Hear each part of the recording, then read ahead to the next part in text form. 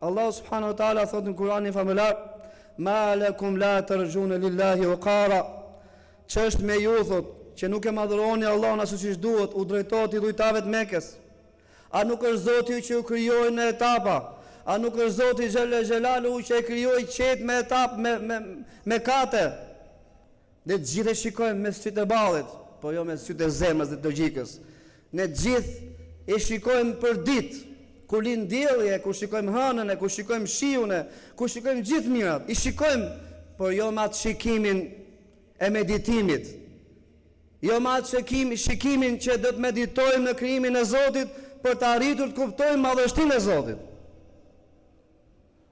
Vëllezër besimtar, këtu e gjitha kjo që thash duhet na çojë një pikë të rëndësishme që në këtë botë lidhur me Zotin, një e madhërinë e Allahut, një e fuqinë e Zotit, një me emrat e tij të bukur, cilësitë e tij të larta, një e fuqinë e Allahut xhalla xhelaluhu, se sa ai është mëshiruesi, mëshirëmadhi, ai është krijuesi, ai është ai i cili meriton të adhurohet. Një e këtë gjë dhe do të adhurosh dhe do të fitosh lirinë tate. Se njeriu në këtë botë është një krijesë, patjetër është rob, por zgjedh Zotin e vërtetë. Robëroju Allahut, krijuesit gjithësisë, madhështisë Zotit xhallal xhelalu. Dhe bëj kujdes nga dy të tjera. Mos adhuro krijesat.